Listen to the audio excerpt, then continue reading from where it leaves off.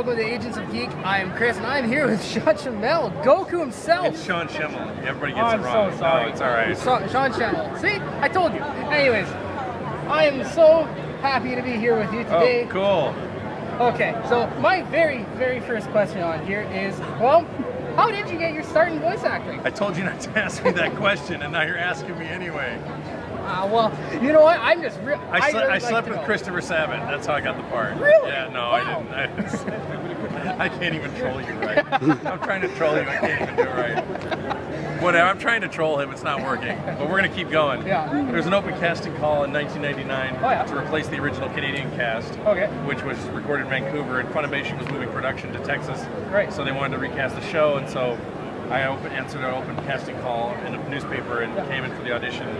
Was asked to mimic the Canadian voices as accurately as possible, and ever since then I've been doing the voice. Oh, was it very nerve-wracking for you? No, actually, because I have a strong background in classical music. Classical music auditions for orchestras are grueling and difficult. Really? And an audition for this card, it was actually I remember thinking, this is pretty easy. Compared to playing your French horn in front of a world-famous conductor who's going to rip you a new asshole if you miss a note. Yeah. Yeah, considering you're in your room, you're recording. Yeah. Yeah, so to me, it came across as something very easy. Okay, so next question. What would you say? This question better not suck. Oh, I hope it does. Oh, yeah. Okay.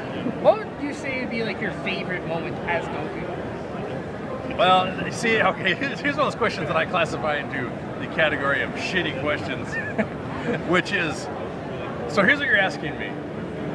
There's 297 episodes, yes, 13 plus movies, yes, and I've been doing this for 16 years, so I have to go through my mental inventory and go, I'm playing all the footage, and then I'm going to analyze every single moment and figure out which one's, and then judge which one's my favorite. Okay. You can see how that's a monumentally, colossally difficult question to answer. Here's a counter question to that. What would you say was the most grueling one to do? Just one that was. That's a better question. Super Saiyan 3 transformation was pretty grueling. Oh yeah. Didn't pass out. It was Super Saiyan 4 GT Kamehameha. That was probably that was, and I've had to record sick before, and I've had to record long days before, so that's pretty grueling. So yeah, next question. Okay, next one. Hang on a second, keep going. So professional we are. You definitely need coffee for an interview like this. Oh, so. sure. Okay, so next question would be, how does it feel to be an inspiration to so many kids for generations? That's a good question. Here's the thing. I have to keep a fine line between what is the inspiration. I try to make my performance as best as I possibly can. I always give 110%. But what's really the inspiration is the character and the dialogue and what it stands for. So while I'm breathing life to a character, really the inspiration goes to, Akira Toriyama and the creators of the show. So I really feel like when people come up to me and say, you're an inspiration, they're giving me way too much credit. And that it's really the character. I mean, I appreciate that the emotions I'm expressing fuse with that meaning in some way. Yeah. But I can't take credit. You do give the character life with your voice. That is true. That's why I give you so much praise. I appreciate it. Okay, so next question. Yeah. Now this is something you may or may not know. By the way, just because I'm doing this interview, other small fan sites that do interviews doesn't mean I'll do your interview at a convention. I actually hate doing these. I'm only doing this because he threatened to kick me in the balls, and I'm scared of him. What was your question? Okay, so do you know if Funimation has any sort of plans for Dragon Ball Super?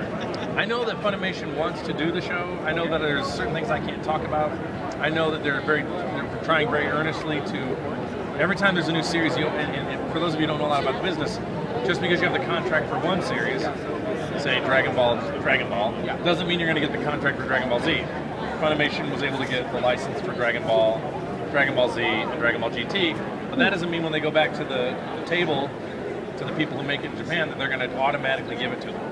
Although I can say at this point it's looking likely, but there's nothing in stone. Funimation has told me that they said, hey, if we get this show, would you please play Goku? And I said yes. So far, so good. Well, if the deal passes, I am looking forward to watching the English dub with you as Goku. I am too, as long as I don't have to do a lot of screaming. Well, maybe you won't this time. Okay, so next question. What other sort of projects are you working on right now? Well, I'm doing a lot of video games. I'm in the new Halo game. I'll be in the new Fallout game. Oh yeah. Also, there's a couple of the games I can't talk about that are very large. I just guest started on Sophia the First twice, and then I guested on Scooby-Doo, Lego Scooby-Doo. So yeah, and I also worked on DC Girls as one of the villains. Oh yeah. So I've got these little strange but high-profile projects. That's pretty cool. I'm very honored to be a part of those. I'm gonna have to check all those out. Okay. So now my last question, and I think this is probably the most important question. And I bet it's gonna be the shittiest question. No, I'm kidding. I don't know. Okay. Do you think Goku could actually beat Superman? Oh my God, it is the shittiest question. So even my handler, Greg, who's a big Superman fan, he asked me this last night, and much to my chagrin, I've had to analyze this to death. And before Super Saiyan God mode, I think Goku would probably say Goku. First of all the Superman versus Goku videos I generally think are well produced but dumb because they go, well, Goku wouldn't think of that. Well, you don't know what Goku wouldn't think of. However, I'm going to contradict that logic and say one thing I do know about Goku, and this is fundamentally consistent, is that he tends to like to fight people at their strongest.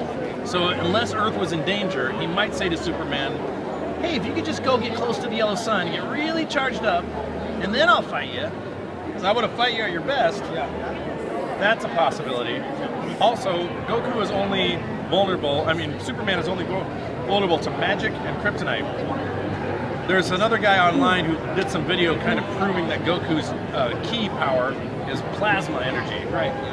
I would kind of agree with that, and because ki is life force energy, and I think it's a tangible, quantifiable thing. So therefore, I don't think Superman would be vulnerable to that. However, God mode exists. Yes. Now that's another ball of wax. Exactly. And the problem with God mode is that in both the movies, the extent of God mode powers have not been delineated. He's faster, stronger. He can go toe-to-toe with Beerus. Yeah. Beerus is a god who can destroy whole worlds at a click of a finger. Plus, the mode is actually, it's just incredibly vague. And for the record, all fans watching this, I hate this question. Largely because I get asked it a lot. But as you can see, because I've been asked a lot, I have thought about it a lot. Yeah. I also don't give a shit, like, what difference does the answer? Well, okay, so I go like this. Well, Superman wins. Why? Because I think so. Or what if I say, oh, Goku wins? Well, what fucking difference does it make? It doesn't make any difference. I'm just kidding you. I'm trying to troll you, and I can't. Other questions I hate are, have I seen Dragon Ball Abridged? Yes, I have. It's funny. Also illegal. And I don't give a shit because I don't work on that show. So when I travel all over the world meeting thousands of Dragon Ball Z fans, and I'm here to promote the show I work on, I don't want to talk about that show because I don't work on it. I like talking about what we're doing here, and I also like giving people who, ask me stupid questions a hard time. But I'm fucking with you just because I think it's funny. And most of your questions are pretty good.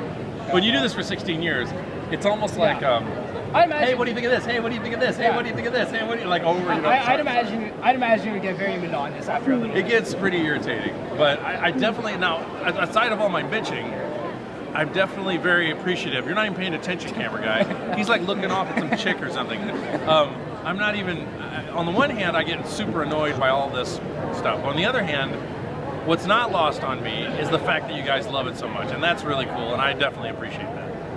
It's like Dragon Ball Super. I don't know, leave me the fuck alone. But I appreciate that you're excited about it. Another reason I'm cursing so much is I just think it's funny. One, I love cursing, and two, I think it's funny. Oh, my childhood idol's cursing. Yes, I am. Yes. Oh no. So this has been my glib interview. I never do interviews like this. I just did it because I didn't have a line, and you were cracking me up, and I wanted to give you a hard time. So, but I answered your questions okay? Yes, you did. Do you want any coffee or anything? No, I'm drinking fine. You enjoy your coffee. It was a Tim Hortons coffee. It's kind of like Dunkin' Donuts coffee, but not quite as good as Dunkin' Donuts. No offense, Tim Hortons. Sorry. Oh. I am a Canadian file though, because I love Kids in the Hall. I love Rush. I love Trailer Park Boys. Trailer Park Boys. Yeah, and by the way, there's a little gem made by the same people who did Trailer Park Boys called the Drunken on Drugs Happy Fun Time Hour. which is a goddamn work of comedy, meta genius.